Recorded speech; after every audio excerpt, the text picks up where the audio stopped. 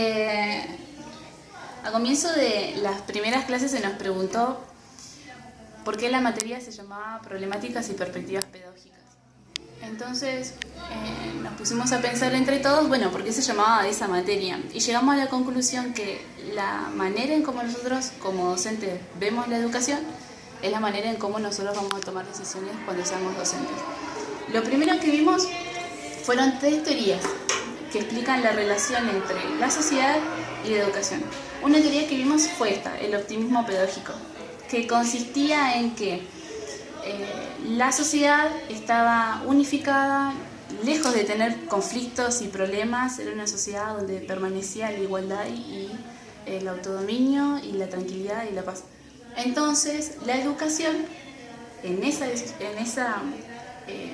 tipo de sociedad lo que hacía era esto, era optimista. ¿Por qué? Porque lograba que la sociedad se siga manteniendo así. La educación era un instrumento de igualdad. Sin embargo, después surgió otra teoría, el pesimismo pedagógico, que en realidad consiste en reconocer que la sociedad sí tenía conflictos y problemas. Uno de esos conflictos y problemas consistía en que la sociedad estaba dividida o fraccionada en clases sociales. Entonces, como la sociedad está dividida en clases sociales, la educación seguía reproduciendo esas clases sociales, esa división estructurada. Por lo tanto, la educación ahí legitimaba ese tipo de divisiones de clases sociales.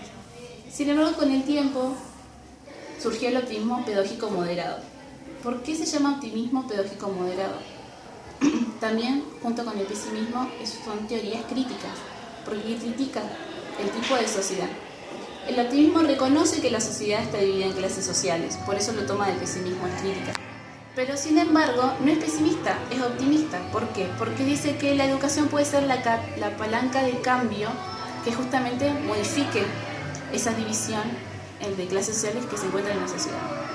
Así que el pesimismo decía que la educación reproducía esas clases sociales. El optimismo dice que la educación lo puede cambiar. Estas son las teorías que explican la relación que tiene entonces la educación con la sociedad. Freire, uno de los investigadores de esta teoría del optimismo pedagógico moderado, reconoció que la sociedad tiene por lo menos 2 clases sociales que están fuertemente marcadas, la clase del opresor y la clase del oprimido. Dentro de esta sociedad, la clase opresora es una minoría muy pequeña que tiene mucho poder. Principalmente ese poder viene de su nivel económico.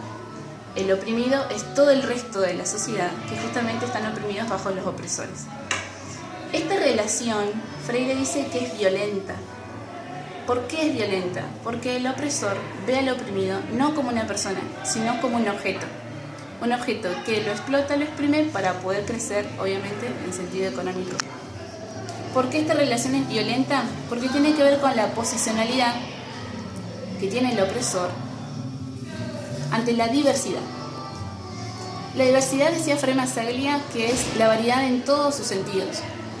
Pero el opresor, ante esta diversidad, su posición es que no reconoce al otro. Quiere decir que no reconoce al otro, no lo visibiliza, no lo ve como una persona, sino como un objeto. Esta es la posicionalidad del opresor ante la diversidad. ¿Por qué es tan importante la diversidad? Somos todos diferentes. Bueno, en la diversidad nosotros construimos nuestra identidad, lo que nosotros somos. Y esa identidad nos hace ser seres singulares. Somos todos diferentes, somos todos distintos. Ahora, ¿cómo se relaciona esto, si estamos hablando de la educación, con el docente? Bueno, porque si el docente tiene esta posición ante la diversidad, que no reconoce al otro, entonces él va a discriminar. Discriminar es separar, diferenciar. Entonces, ¿por qué el docente va a discriminar, en este caso, al oprimido, al educando oprimido, que vendrían a ser los estudiantes? Por la lógica binaria. ¿En qué consiste la lógica binaria? Bueno, en dividir a quienes son buenos estudiantes, los que son inteligentes, los que sientan adelante, los que estudian mucho, y el resto. Lógica binaria consiste en esto, por eso es binaria, divide en dos a las personas. ¿En qué consiste o qué significa? Que el docente por esta lógica binaria va a discriminar, va a separar a sus alumnos, porque esa va a ser su posición ante la diversidad. Todos los alumnos o los estudiantes son diferentes, pero él lo va a discriminar porque no reconoce esas diferencias. Entonces sus prácticas van a ser segregadoras, va a empezar a segregar a los alumnos, a separar. ¿Qué va a producir esto? Que por esta lógica binaria el docente probablemente se aboque a los tipos de estudiantes que corresponden a la lógica de lo que para él es un buen estudiante. Y el resto, y ahí está el problema, lo que va a producir es el fracaso escolar. Si el docente tiene esta posicionalidad ante diversidad, de discriminar por su lógica binaria, por lo tanto lleva a cabo prácticas segregadoras, además de producir fracaso escolar, él va a terminar en lo que se llama, a terminar de desarrollar una educación bancaria. ¿Por qué una educación bancaria? Porque el docente, al educando oprimido, no lo va a ver como un estudiante singular, que tiene una identidad distinta, porque forma parte de la diversidad.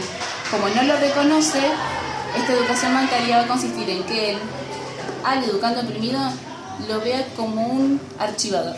Un archivador en el que él, como docente, va a depositar el conocimiento. No le va a interesar su singularidad. Sencillamente lo va a ver como esto, como un archivador. De esa manera se va a producir el fracaso escolar. Y este es el tipo de práctica que se va a llevar a cabo. ¿Cómo podemos cambiar nosotros, como docentes, esto que está acá? El fracaso escolar, las prácticas segregadoras, la educación bancaria. ¿Cómo logramos no discriminar al otro? Bueno, todo esto se cambia a partir de acá, de la posicionalidad que nosotros, como docentes, tenemos o vamos a tener ante la diversidad. Entonces,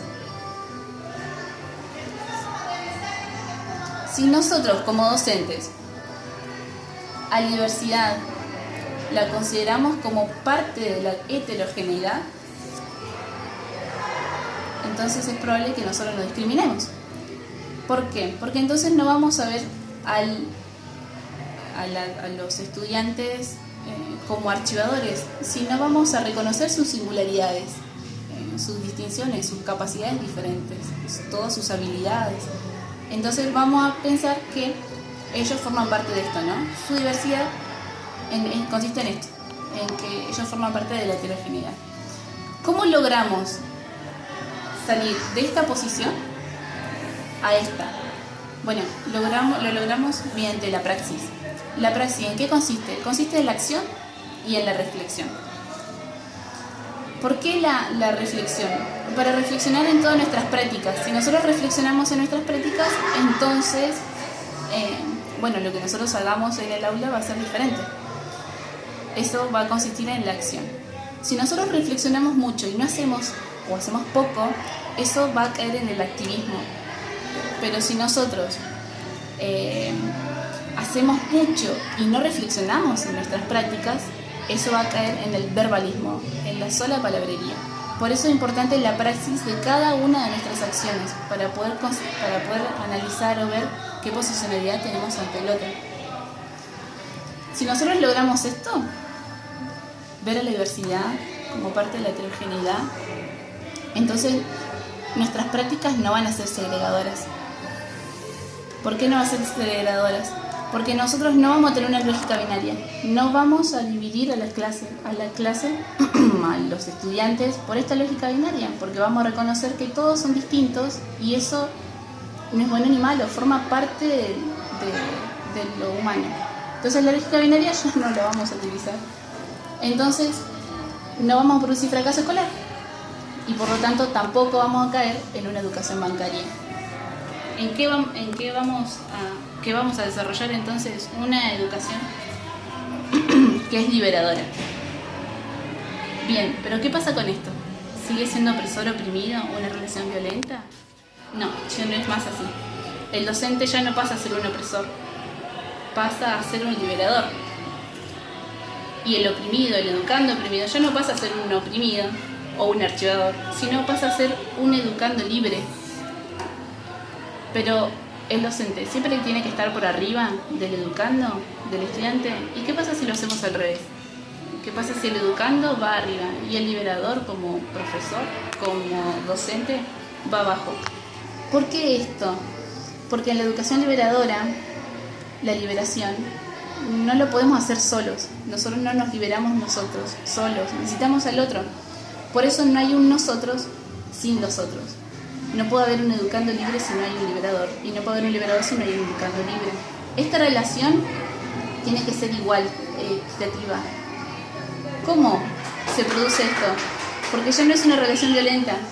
Se va a producir gracias al diálogo. De esa manera consiste en esta posicionalidad. Si nosotros como docentes nos posicionalizamos ante la diversidad como parte de la heterogeneidad, que nos da una identidad, que nos hace ser seres singulares, nuestra praxis va a consistir en pensar al otro y en reconocerlo como el otro.